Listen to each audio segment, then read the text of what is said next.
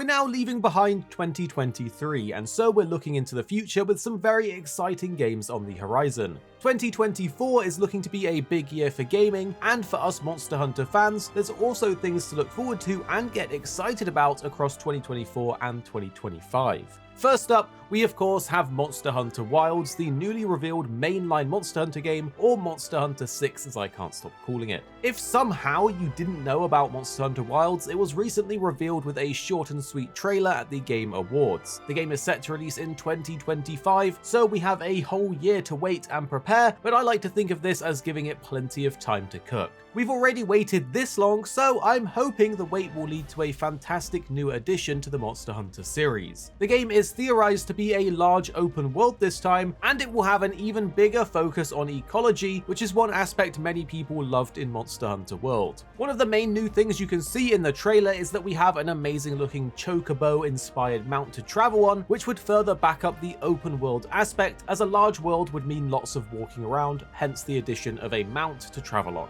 There's also gliding shown in the trailer, extreme weather conditions like this sandstorm that causes crazy lightning strikes all around, herds of large monsters, and much more within the trailer. Perhaps one of the bigger things that we're anticipating from a small detail we can see in the trailer is the possibility of having a second weapon, which you can see stowed on the side of the mount.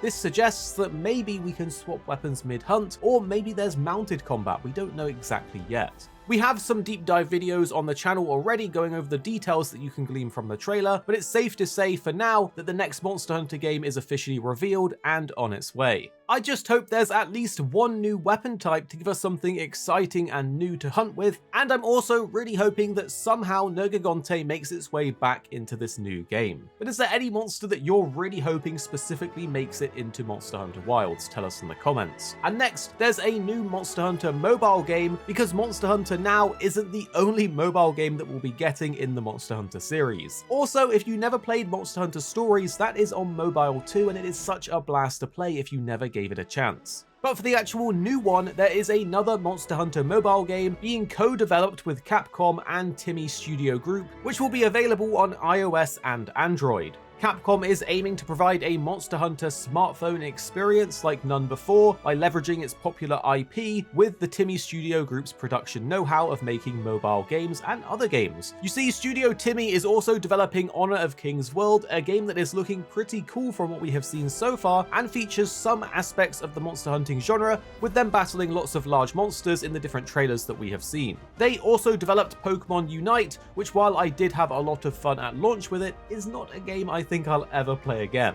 Furthermore, Timmy is also behind many popular mobile games, especially ones using existing IPs and making them work for the mobile market. Pokemon Unite, like we mentioned, but also Call of Duty Mobile, were made by Studio Timmy. So it's looking a bit up in the air as to what we can expect from this, but Studio Timmy is also a subsidiary of Tencent Games, which might be a red flag, but they were the developers of Monster Hunter Online back in 2013, and they actually handled the release of Monster Hunter World in China for PC before that got stopped due to complaints to the Chinese authorities about the online content of the game, so they do have experience within this space when it comes to Monster Hunter, but we will have to see how it all pans out. The game's currently in development and is targeted towards exciting fans of the Monster Hunter series as well as newcomers. There's no release date for the game, but it was announced at the end of 2022, so we're expecting to see more in 2024 and 2025. Next, we have a new monster hunting game that isn't from Capcom, but is one that I've been keeping my eye on because some elements of it sound and look pretty awesome.